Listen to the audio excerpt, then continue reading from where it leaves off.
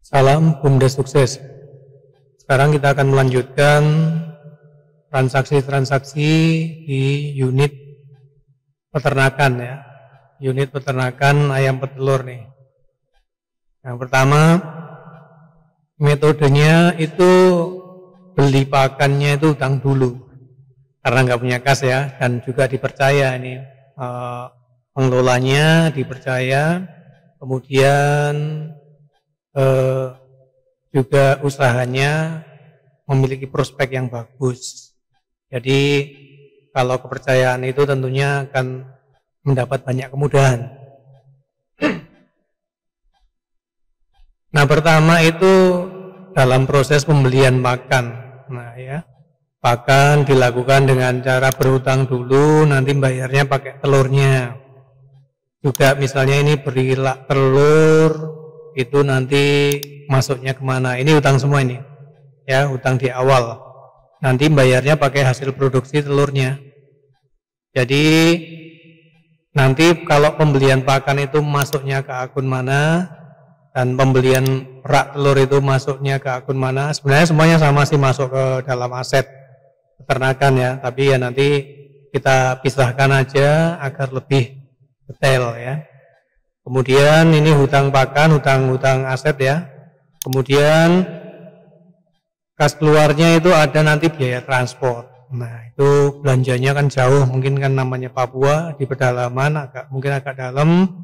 Terus belanjanya alat-alatnya baru ada di kota gitu ya. Jadi biaya transport mungkin sewa mobil dan lain sebagainya itu ini ada 500.000 misalnya.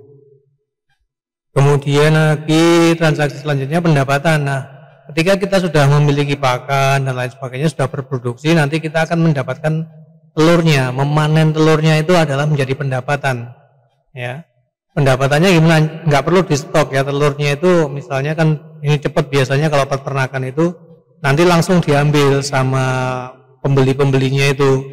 Biasanya sih ngisinya nggak ngisi ke warung-warung atau ke toko-toko yang besar gitu ya. Jadi pendapatannya langsung, misalnya kita sudah punya 20 kilo, dibeli orang 50.000 per kilonya, ya langsung aja itu jadi pendapatan, nggak usah di stok jadi barang telur terus kita beli ke BUMDesnya gitu, nggak usah. Dibikin seperti itu juga bisa, tapi nanti akan memperpanjang alur ya, dan juga nanti bisa kerepotan kalau pas penjualan karena harganya kan fluktuatif, berubah-ubah juga. Jadi nanti kita punya hasil telur, asumsikan ini kita punya stok, terus stoknya itu dibeli ya. Telur-telurnya yang kita ambilin, kita punguti itu jumlahnya berapa, langsung dibeli orang gitu ya. Jadi stoknya nggak dihitung, yang ada itu nggak dihitung. Yang langsung dihitung adalah yang sudah langsung terjual. Nah, kemudian telurnya itu pembeli kadang-kadang nggak langsung cash warungnya itu. Nah, jadi piutang. Jadi setelah kita ada pendapatan telurnya, tapi masih di piutang, ya gitu ya. Di piutang ada berapa gitu, piutang pembelian. Nah, nanti kita bikinkan akunnya karena kita tidak melalui proses jual beli di dalam aplikasi yang akan otomatis gitu. Nanti kita bisa buatkan per pelanggannya. Kita buatkan akun per pelanggan yang warung-warung besar itu yang suka hutang dulu ya. Nah, seperti itu nanti hutangnya warung itu kan jadi piutang kita, jadi kekayaan kita juga. Tapi kita harus akui dulu pendapatannya gitu ya. Nah, kemudian ada bayar utang nih.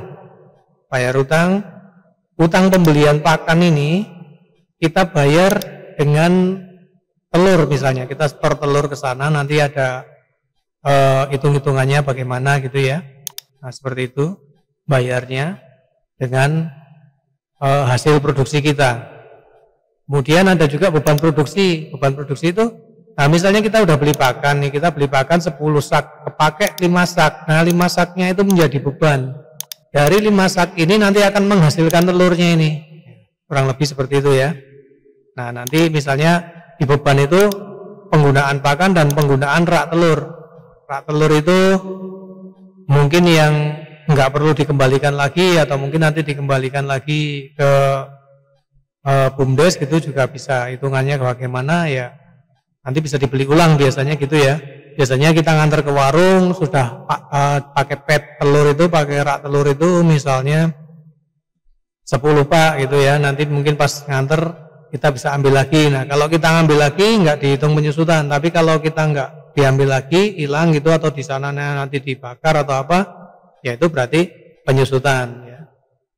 Oke, sekarang kita langsung praktekkan aja dari awal nih ya, dari pembelian pakan ini. Oke, kita masuk ke perdagangannya.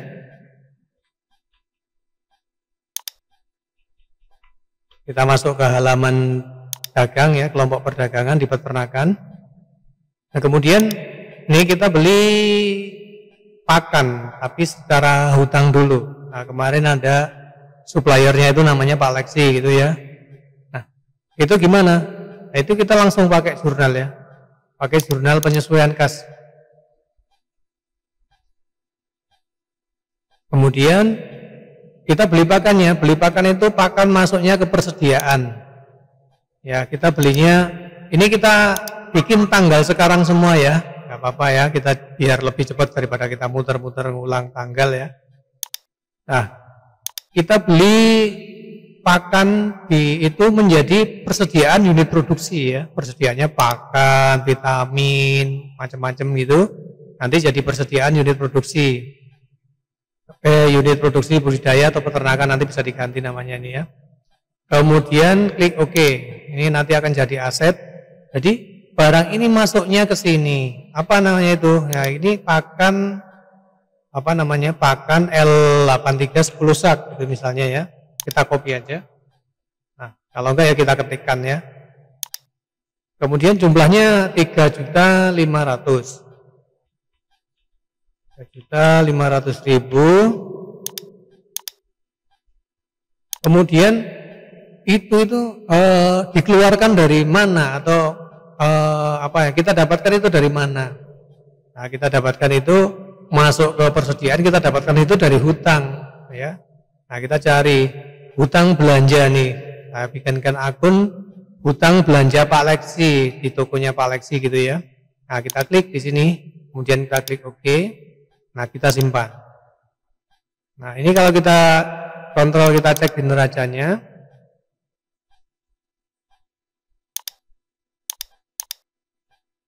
Nah, kita sudah punya persediaan nih di unit produksi, di asetnya juga bertambah. Kita punya persediaan nilainya 3,5 juta yaitu pakan tadi. Ya, didapatkan dari mana? Didapatkan dari hutang. Nih, hutang belanja di warungnya Pak Lexi. Ya, nanti kalau kita mau lihat rinciannya, kita bisa lihat rinciannya di ini. Kita bisa lihat rinciannya di buku besar. Nah, jadi kita punya apa saja gitu ya. Nah, kita cek misalnya di persediaan ini dari kapan sampai kapan. Tuh ya. Kita cek, kita lihat. Nah, ini kita punya nih. Nanti pengeluarannya juga ada, kita ambilkan dari sini. Jadi menjadi penyusutan gitu ya. Nah, itu kontrolnya kalau ngecek detailnya dengan buku besar. Nah, kemudian transaksi berikutnya beli rak telur nih. Oh, padahal ini hari yang sama harusnya tadi langsung ya. Nah, kita beli rak telur. Prosesnya hutang juga. Nah, kita sama nih. Pakai jurnal juga. Pakai jurnal. Klik tambah. Tanggal. Kemudian masuk kemana? Nah, rak telur ini kita masukkan di perlengkapan. Kalau tadi persediaan, kita masukkan di perlengkapan produksi ya. Kemudian klik. Kemudian OK. Nah, kita tulis beli rak telur ya.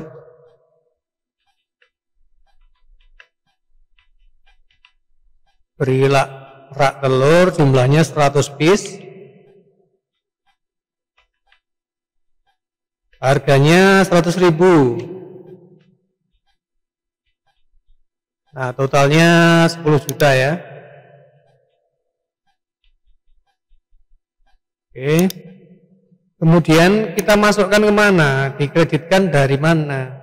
Nah, itu dikeluarkan atau didapatkan dari mana? Dari hutang lagi nih. Kita hutang lagi sama Pak Lexinya nih. Nah, dari sini. Tapi masuknya posisinya beda ya. Yang tadi ke persediaan produksi, yang ini ke perlengkapan produksi. Kemudian klik OK. Kemudian kita simpan. Nah, ini kita cek di neraca.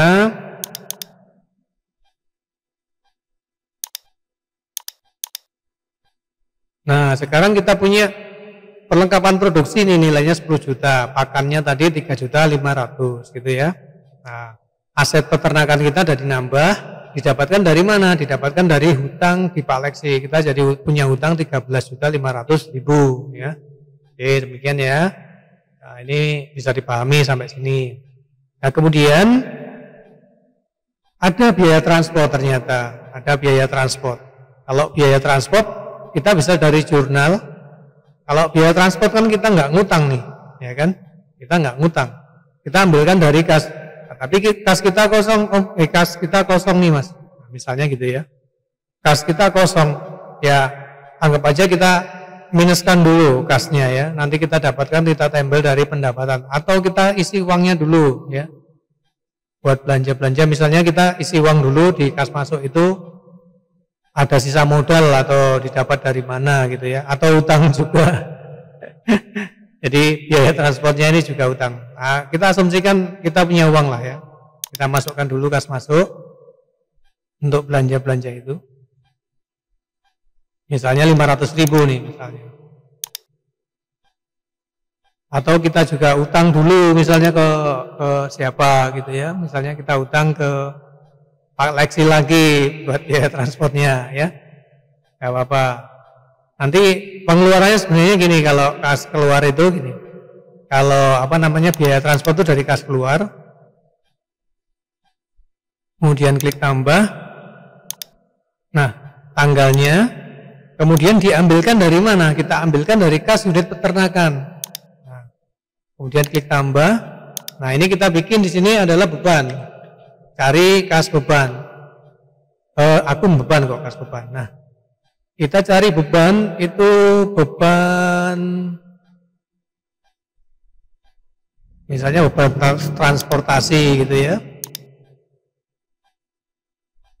Nah, kita cari beban operasional lain-lain. Nah, ini ya. Ini tulis saja biaya transport.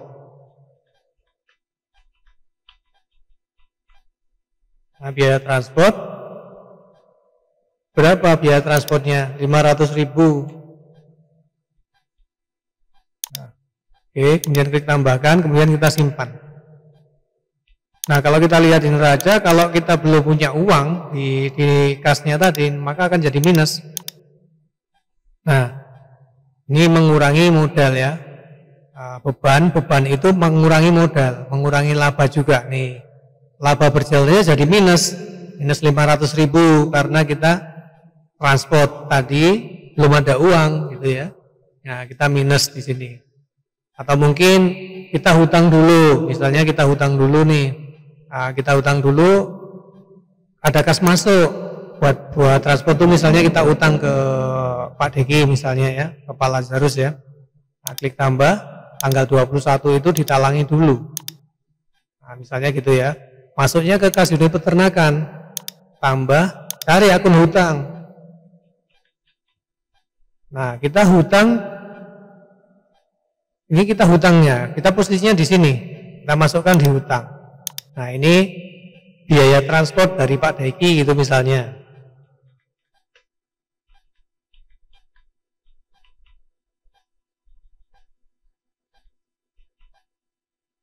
Biaya transport kita hutang dulu. 500.000. Nah, kemudian kita simpan datanya. Ini kalau dicek di neraca,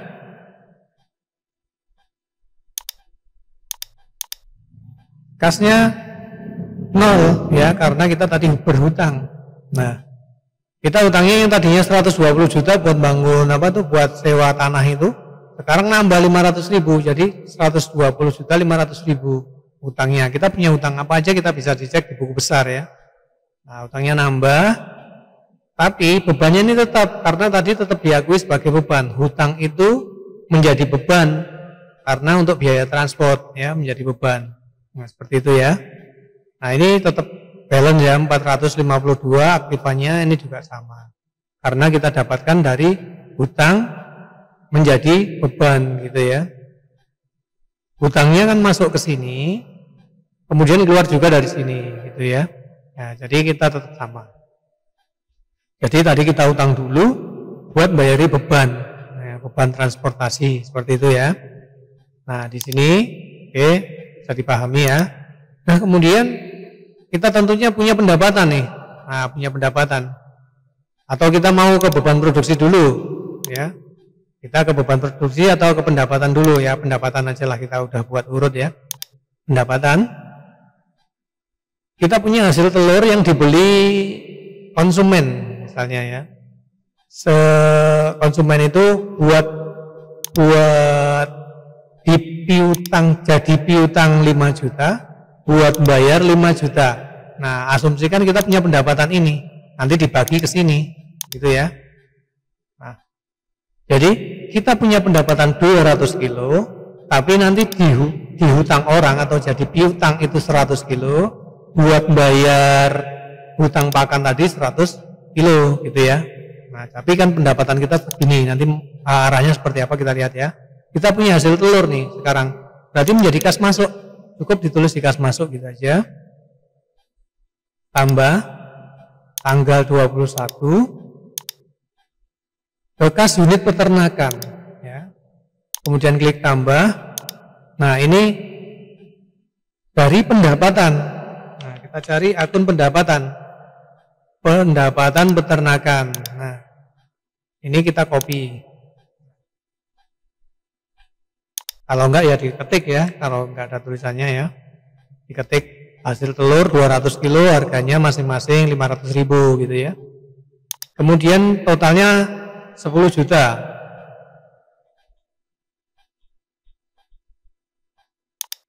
Ini 10 juta.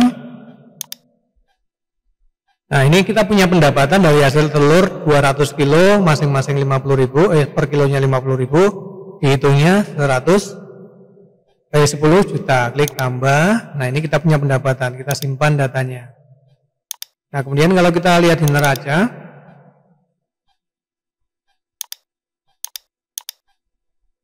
nah ini kita sudah punya pendapatan nih, kas unit peternakannya sekarang ada uangnya 10 juta. Dari pendapatan ya, pendapatan itu kan menjadi laba. Nah, tadi masuk ke sini, masuk ke laba. Tadi kita punya minus 500.000 yang buat transportasi, langsung diambil dari situ. Jadi tadi 10 juta pendapatannya, diambil 500.000, sekarang kita punya laba 9.500.000. Ini adalah pendapatan akan menjadi laba. Jadi pendapatan dan beban akan mempengaruhi laba gitu ya. Dan juga nanti akan mempengaruhi modal. Sekarang kita modalnya bertambah, kalau minus berarti modalnya berkurang gitu ya. Nah, jadi pendapatan peternakannya tadi 10 juta, itu menjadi pendapatan dan menjadi laba. Sekarang tapi ternyata barangnya itu dipiutang ini, diutang sama siapa ya? Misalnya tadi kita bikinkan akun-akun piutang itu atas namanya masing-masing. Nah, misalnya yang piutang itu ke tempatnya Pak Lexi ini ya. Nah, kita bikin sekarang kas keluar. Atau di umum gitu ya, bukan di Pak Lexi, di umum ya. Di yang siapa aja tadi, ibu-ibu siapa gitu, ada juga kita bikinkan, atau ke Pak Lexi juga bisa. Nah, kita ke Pak Lexi aja ya, utangnya atas nama Pak Lexi, piutangnya tanggal 21. Nah, diambilkan dari sini, dari kas unit peternakan ini. Nah, kemudian klik tambah, keluarnya kemana? Nah, kita cari piutang di kelompok piutang ya. Nah, tadi kita bikin akunnya piutang itu atas nama ini. Nah, misalnya ini atas nama Pak Lexi. Jadi ini dua-duanya ini masuk ke Pak Lexi atau ke yang lain. Misalnya ini ya Bu, ya asumsikanlah kita ke Pak Lexi semua berarti ya. Ini pendapatannya ini. Oh, piutangnya ini ke Pak Lexi, misalnya Pak Lexi kelebihan belum dibayar. Pak Lexi piutang ke Pak Lexi, misalnya berapa jumlahnya penjualan telur, pembelian telur berarti. Nah, ini berarti pembelian telur.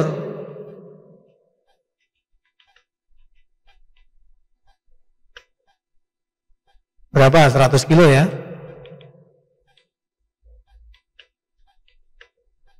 Masing-masing per kilonya 50.000. Nah, totalnya 5 juta. Kemudian kita simpan. Nah, ini Pak Lex ini punya piutang ke kita 5 juta. Ya. Kemudian kita simpan datanya. Nah, misalnya pakan kita tadi utang pakan itu kita bayarnya langsung nih.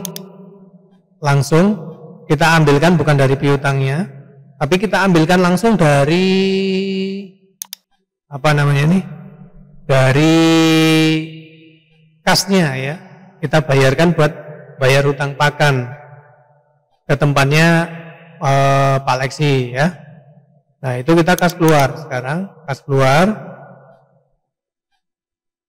Klik tambah tanggalnya, kemudian kita ambilkan dari mana? Kita ambilkan dari kas unit peternakan. Kemudian kita klik tambah, nomor akunnya cari. Kita bayar utang sekarang utang belanja. Kita cari yang utang belanja. Utang belanja. Nah, ini utang belanja Pak Lexi. Nah, ini misalnya apa? Misalnya cicilan pembayaran atau membayar produknya itu ya. Nah, kita kan hitungannya kan global aja, maka kita adalah bayar setor telur gini ya. Nah, bayar dengan menyetorkan telur, bayar hutangnya 5 juta misalnya ya, totalnya 5 juta. Kemudian klik. Tadi kita punya utang berapa sama Pak Lexi, sekarang nanti kita akan berkurang utangnya, berkurang 5 juta. Ya, tadi kita punya utang berarti 13.500.000 ya, ini ya yang jadi utang ya. Nah, ini kita bayarnya 5 juta, kemudian kita simpan. Nah, tapi asumsikan Pak Lexi tadi juga masih punya piutang ke kita nih 5 juta gitu ya. Nah, kita ini udah, kita lihat sekarang hasilnya.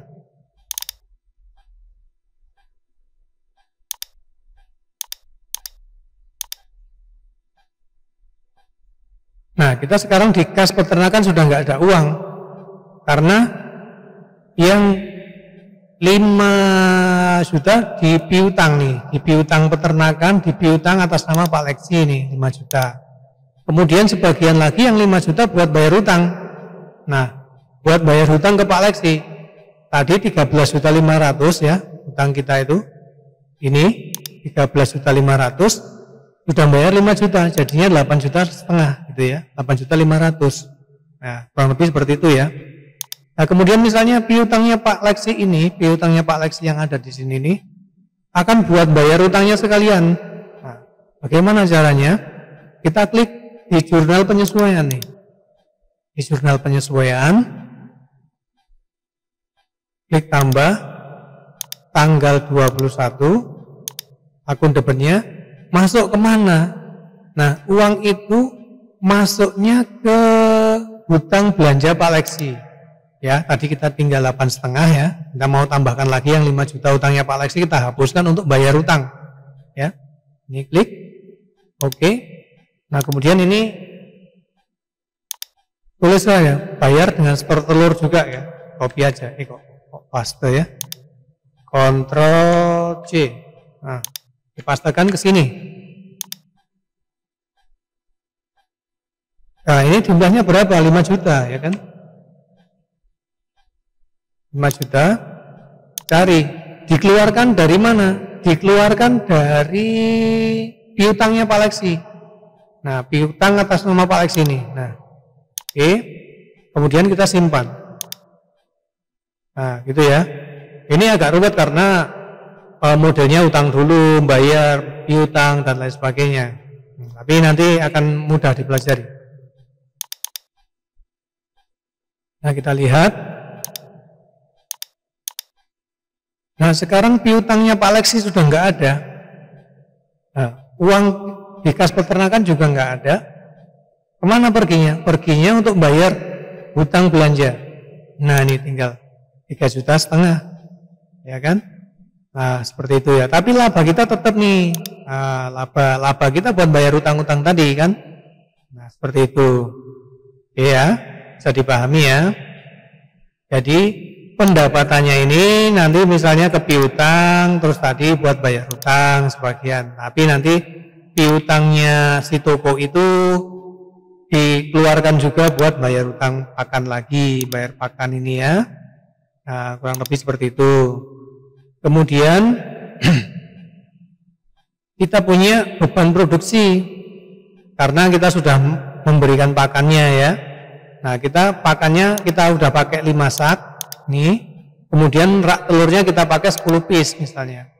Nah, bagaimana ini? Nah, kita pakai jurnal penyesuaian kas. Jurnal penyesuaian kas. Kemudian klik tambah tanggalnya.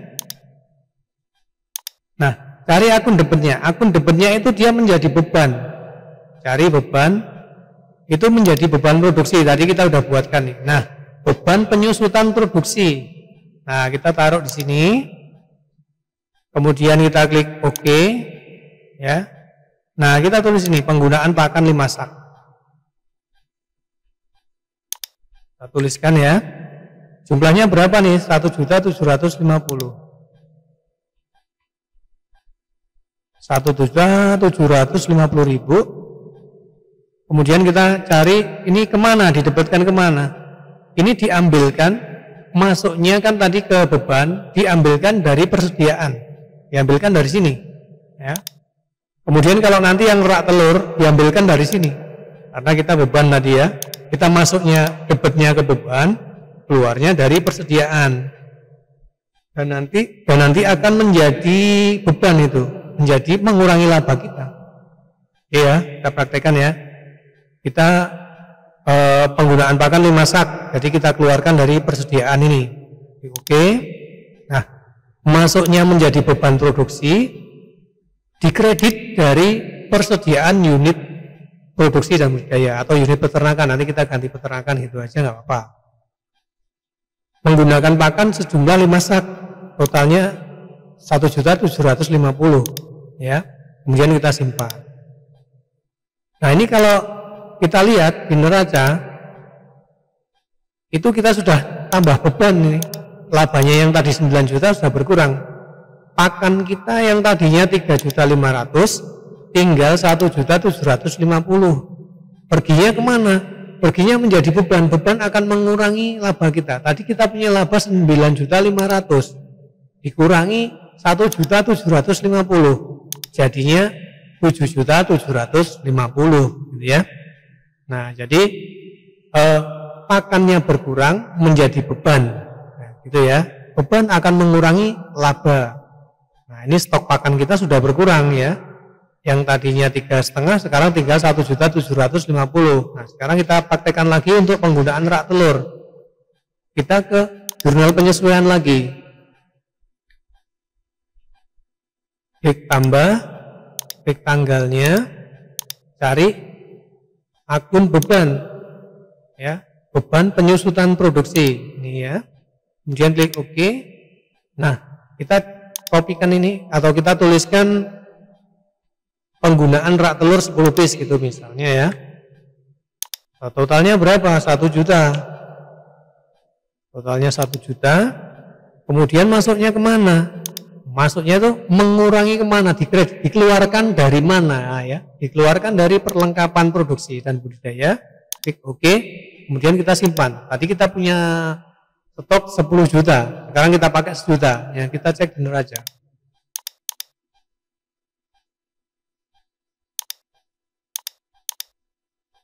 Nah, sekarang perlengkapan produksi kita tinggal 9 juta raknya itu karena dipakai lagi-lagi akan mengurangi laba. Nah, tadi kita punya laba 7.750.000. Kita menggunakan keluar beban lagi, akhirnya mengurangi laba lagi 1 juta gitu ya. Nah, seperti itu. Jadi, tapi kita nggak mengurangi kas karena ini kita sudah punya barangnya. Jadi barangnya berkurang menjadi beban gitu ya. Ya. Kalau kita beli pakan belum digunakan kan masih menjadi stok, masih menjadi kekayaan kita. Tapi setelah digunakan ya harus dihitung sebagai beban. Nah, seperti itu ya. Oke. bisa dipahami Pak ya. Nanti kita buatkan juga nih alur-alurnya. Kita tuliskan aja nanti alur-alurnya. Ini alurnya kemana, ini alurnya kemana. Nanti kita akan tuliskan.